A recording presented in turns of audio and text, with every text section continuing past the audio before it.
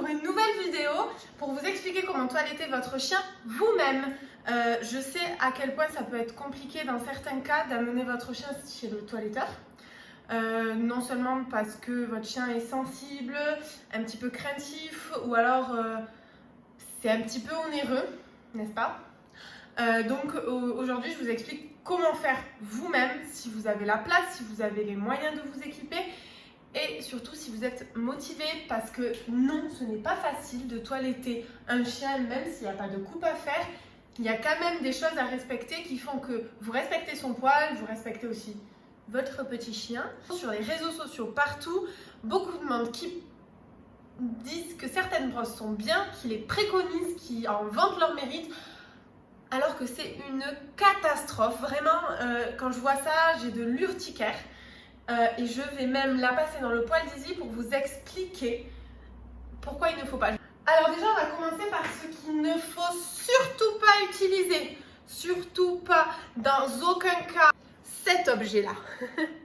Ce petit objet, je sais que vous êtes nombreux à l'utiliser pour tout ce qui est husky, samoyède, Akita, berger australien, voilà. Je sais que vous en êtes fan, vous adorez ça et je peux le comprendre parce qu'effectivement, quand on n'y connaît rien et qu'on passe ça dans la fourrure de notre chien, on fait waouh, c'est magique.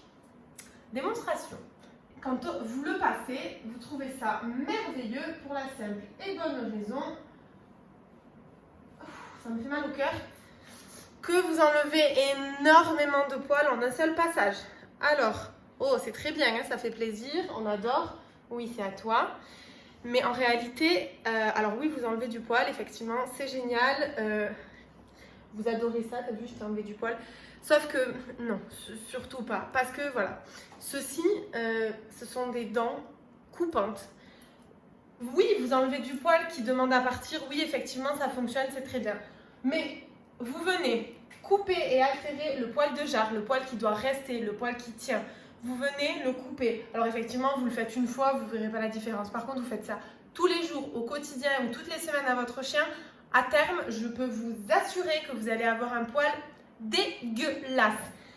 Difficilement rattrapable. En fait, c'est comparable si vous faites ça toutes les semaines pendant 1 an. C'est comme si vous avez tondu votre chien, en fait.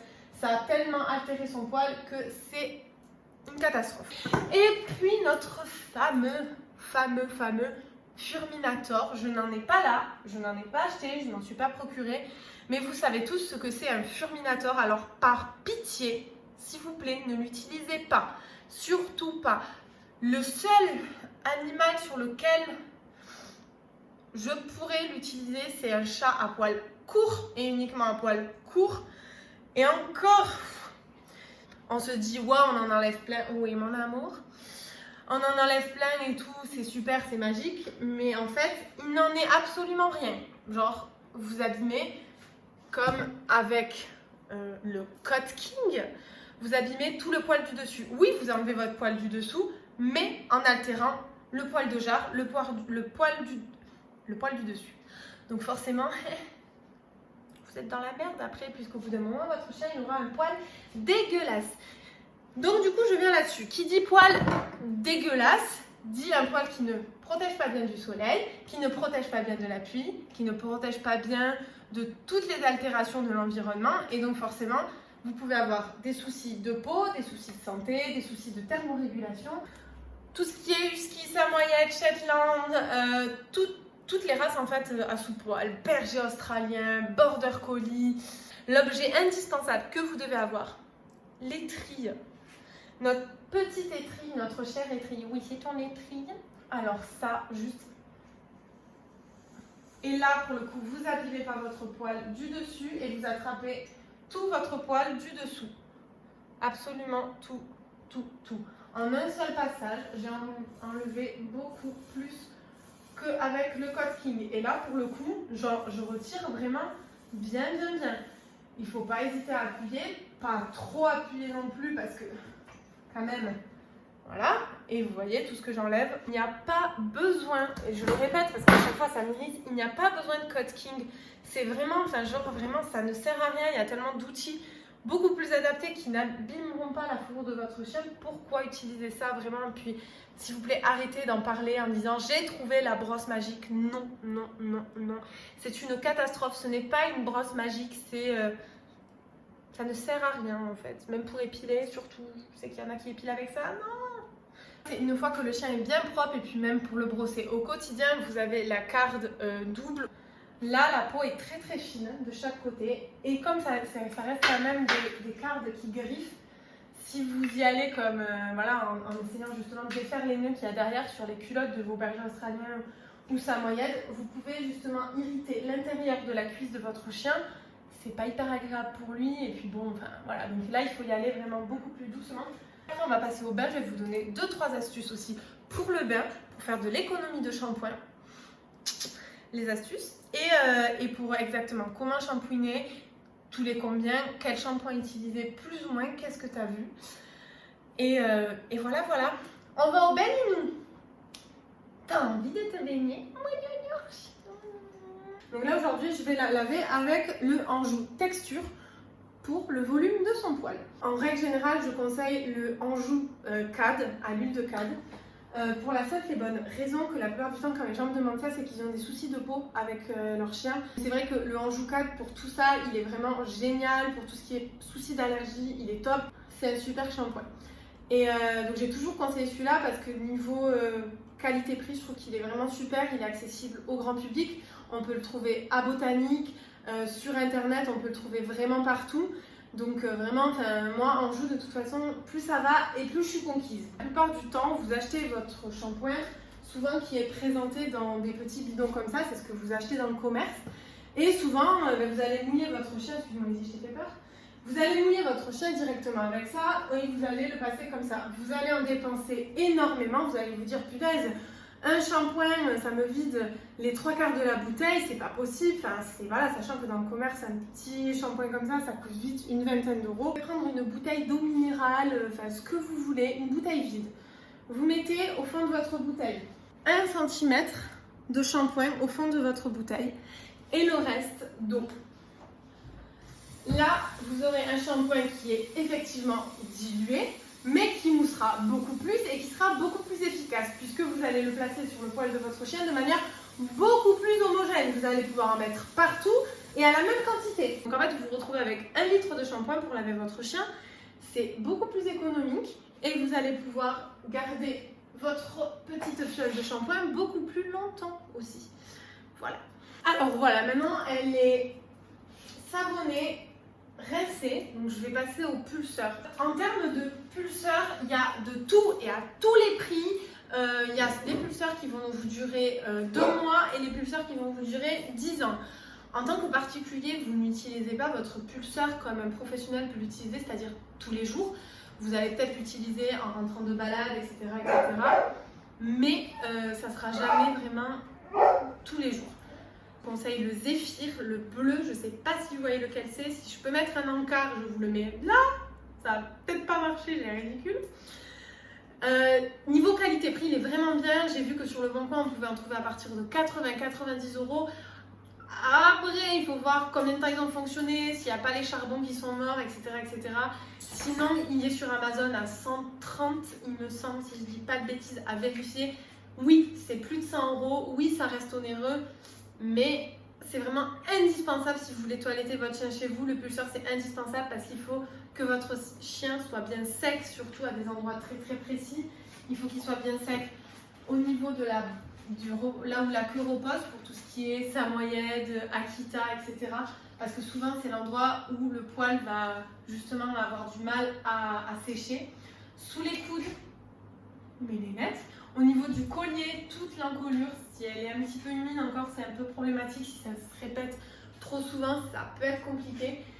Et le pulseur aide vraiment justement à éliminer l'eau en profondeur. Du coup, on va passer à l'étape du pulseur. Et qui c'est qui nous a rejoint sur la table? Je dis à tout le monde de monter et tout le monde est monté. Salut les kinous. Au revoir. En général, je vois la plupart du temps les gens pulser avec l'embout rond. Alors, moi j'aime pas. J'aime pas du tout, c'est pas précis, ça envoie l'air vraiment à une... Enfin si justement c'est trop précis, ça envoie l'air vraiment à une zone c'est très rond. Moi personnellement, j'utilise toujours cet embout, l'embout plat. Et justement, je vois aussi beaucoup d'entre vous, c'est pas grave, hein, sur les vidéos, la plupart du temps, pulsent en faisant des mouvements comme ça et de très loin. En soi, alors oui, vous allez sécher votre chien et vous allez bien aérer son poil et c'est super. Moi, le seul moment où je fais ça, c'est justement quand je rentre de balade, qu'il y a eu beaucoup d'épillés ou potentiellement beaucoup de tiques, je viens la fouiller de partout. Quand il s'agit vraiment de la sécher en profondeur, je vais vraiment prendre mon pulseur avec mon embout plat et le plaquer vraiment à sa peau. En fait, il ne faut vraiment pas avoir peur. Bon là, je vous montre à l'envers, du coup, vraiment le plaquer à la peau. Je colle vraiment le pulseur au poil de manière à faire ressortir toute l'eau qu'il y a en profondeur. J'ai pas peur vraiment de coller le pulseur au poil et j'y vais toujours au début dans le sens du poil. Je fais des petits mouvements lents pour éviter justement de brûler le chien.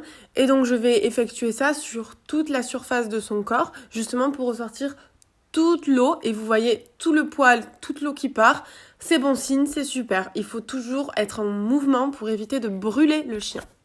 Pour ce qui est de la tête, il y a plusieurs solutions. Soit le faire au séchoir tout doucement, soit si votre chien supporte, et il y en a très peu qui le supportent, le faire au pulseur. Donc elle a l'habitude. Je lui prends le museau, je lui fais la tête en bas et je fais tout le dessus de la tête. Donc, elle a l'habitude, mais elle n'aime pas forcément ça. Et voilà, elle sait faire parce que c'est moi, mais c'est pas non plus son grand truc.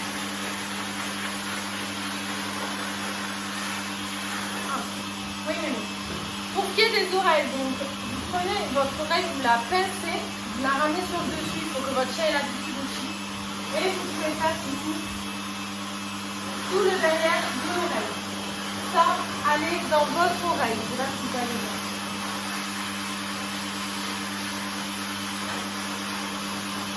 Une fois que votre chien est bien sec de partout, que vous avez bien vérifié que son pelage est bien sec, que vous n'avez pas oublié les zones sous les aisselles, sur le haut de la queue où il faut vraiment que ce soit toujours très sec. Je viens du coup passer mon peigne partout pour enlever toutes les petites bourres, parce qu'il en reste toujours, tous les petits nœuds qui se sont formés avec le pulseur, parce qu'il y en a toujours qui se reforment un petit peu. C'est des micro-nœuds, on ne les voit pas tellement. Là je parle pour les Akita, pour les Husky, pour tous les chiens qui ont un pelage de type court mais quand même double. Pour tout ce qui est Samoyède, berger australien qui ont plus de longueur, vous trouverez très probablement des nœuds, des dreads. Quand, admettons, là vous avez une dreadlocks qui est à ce niveau-là, vous prenez votre card bien dur, vous prenez votre locks, admettons, on imagine la locks, et vous venez la brosser comme ça en faisant bien attention à la peau, à ne pas l'irriter et à ne pas tirer le poil. Donc vous venez brosser votre locks et normalement avec tous les démêlants et le shampoing, la locks devrait se décoller et se détacher, puisque quand les Samoyèdes, les bergers australiens forment des locks, c'est du poil mort en fait qui devait tomber logiquement, mais qui n'est pas tombé parce que soit le chien se baigne beaucoup, soit le chien a le poil sec, soit tout un tas de choses. Le chien n'est pas assez hydraté au quotidien au niveau de sa fourrure, etc. Donc ça forme une locks qui vient faire justement tous ces nœuds. En général, elle se forme sur toute l'encolure, sur les culottes et souvent il y en a derrière les coudes. Voilà. Quand vraiment vous voyez que vous ne pouvez pas vous en sortir, que les locks elles sont collées, vraiment je parle dans des cas extrêmes. On ne va pas tondre le chien en entier, ça ne sert à rien d'arriver et de prendre la tondeuse et de dire oh il a trop de nœuds, allez on le tond. Non, il y a toujours des solutions. Par contre effectivement à la maison ça risque d'être compliqué, donc dirigez-vous vers un professionnel qui a l'habitude, qui utilise des soins, etc. Que vous prenez du coup votre culotte, vous la prenez bien à l'intérieur, imaginez qu'il y a un énorme poil, et avec votre peigne, régulièrement, vous pouvez le faire tous les 2 jours, tous les 2-3 jours, vous passez votre peigne à l'intérieur pour venir vraiment brosser en profondeur. Alors il faut savoir qu'Izzy n'aime pas ça, donc là elle le fait vraiment pour vous faire plaisir, non pour me faire plaisir. Et vous venez vraiment brosser en profondeur pour aller chercher toute la bourre qui demande à tomber. Si vous lavez votre chien régulièrement, que c'est brossé régulièrement, que c'est fait, merci Izzy, régulièrement, il n'y a pas de problème de nœud. Normalement, ça ne devrait pas s'en mêler. Quand il y a énormément, quand c'est les périodes de mue, vous avez l'impression que votre chien s'en mêle. Ça ne s'en mêle pas. C'est de la mue qui est là, qui est collée. Vous le lavez, vous le pulsez. Normalement, s'il est bien entretenu, le poil bien conditionné, la mue part toute seule. Vous pouvez parfumer votre chien. Ça, c'est une énorme idée reçue. Du coup, je vais venir là vite fait sur des petites idées reçues. Oui, on peut laver son chien. Oui, on peut le parfumer. Et oui, on peut faire certains trucs. J'ai vu des vidéos YouTube qui tournent en disant qu'il ne faut pas laver le chien parce que c'est pas bon pour sa peau, ceci, cela, etc. Pourquoi dans ce cas-là, quand nos chiens ont des soucis de peau, le vétérinaire nous demande de les laver toutes les semaines? Il ne faut pas laver son chien avec du Sanex, du PEC vaisselle ou des shampoings pour humains, etc. On lave nos chiens avec des shampoings adaptés au pH de leur peau, adaptés à leur pelage. Il faut aussi être logique, on ne va pas laver son chien tous les jours ou toutes les semaines. On peut les laver toutes les semaines, mais ça reste très très rare pour ce genre de chien. Je ne vais pas m'amuser à laver Easy toutes les semaines. Mais par exemple, si vous avez la motivation, vous pouvez laver votre Akita tous les mois. Sa peau n'aura aucun problème. Au contraire, si vous le lavez avec des bons cosmétiques, des bons shampoings, des bons soins, il n'y a aucun souci. Il faut savoir que quand vous lavez votre chien, la couche protectrice de sa peau met 2-3 jours à se refaire. Pendant ces 2-3 jours, il n'y a pas de souci. C'est le soin et les shampoings qui vont protéger la peau. Donc, il n'y a aucun problème à laver son chien régulièrement. Bien au contraire, souvent, les gens pensent qu'il ne faut pas les laver. Et moi, souvent, ils arrivent au salon avec des chiens qui n'ont jamais été lavés, qui ont 2-3 ans. Et là, c'est souvent la catastrophe. On trouve la peau, ne saute pas Nénette, on trouve la peau très irritée, très oxydée. À des endroits, ça va pas respirer, il y a beaucoup de nœuds, c'est une catastrophe. La plupart du temps, quand les gens n'ont pas lavé leur chien parce qu'ils pensaient bien faire, justement, on trouve beaucoup plus de catastrophes sur la peau et sur le poil que quand les gens les lavent régulièrement. Et voilà, j'espère que cette vidéo vous a plu et vous en aura beaucoup appris. Pour tout ce qui est des questions, c'est en commentaire ou en message privé. Et puis on se retrouve bientôt pour de nouvelles vidéos. Si vous avez des idées de vidéos que je peux faire, je vous les ferai. J'espère que ça vous aura plu. Dites-moi ce que vous en pensez. Bisous. Et comme d'habitude, n'oubliez pas de me suivre sur les différents réseaux sociaux. À bientôt!